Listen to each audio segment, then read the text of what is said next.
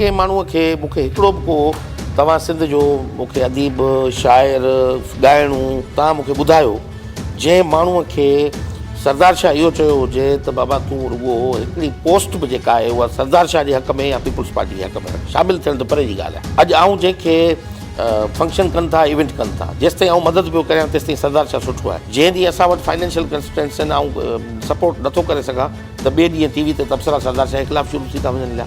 हाणे जेकॾहिं अव्हांजे घर हलाइण जो ठीको बि कल्चर डिपार्टमेंट खे खणणो आहे त पोइ महिरबानी करे सकाफ़त जी प्रचार न करियो, अदब जी प्रचार न करियो। सिधो सो चओ त अदब असांजे रोज़ी रोटी जो ज़रियो आहे या सकाफ़त असांजे रोज़ी रोटी जो ज़रियो आहे त पोइ ईअं ई डील कजे।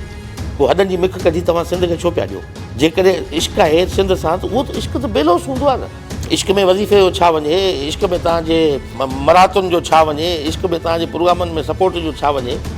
असां हेल्थ कार्ड बि पहिरियों दफ़ो इशू कयासीं, उहे बि उन्हनि खे मिलिया। पर घणनि जी डिमांड आहे त हेल्थ कार्ड न खपे, असांखे पैसा ॾियो। हाणे इन लाइ तरीक़ो सिंध जे साञ ऐं सुञाण धुरनि पाण खे करिणो पवंदो। सरदार शाह बेवसा।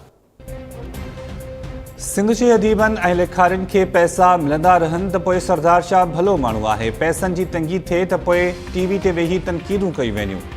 सिंधी अदबी बोर्ड जे मामलनि में का बि मुदाख़लत न कई आहे। सूबाई वज़ीर सरदार शाह जो टाइम न्यूज़ खे ख़ुसूसी इंटरव्यू।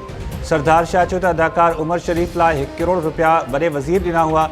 वॾे वज़ीर जी मर्ज़ी आहे कंहिंखे 1 अरब रुपया बि ॾेई छॾे। असांजे इंडोवमेंट फंड मां उमर शरीफ़ खे 1 रुपयो बि मिलियो हो।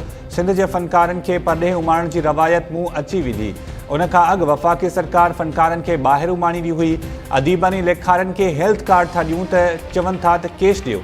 इहो मसइलो सिंध जा साञावंद हल कनि। सरदार शाह बेवस आहे।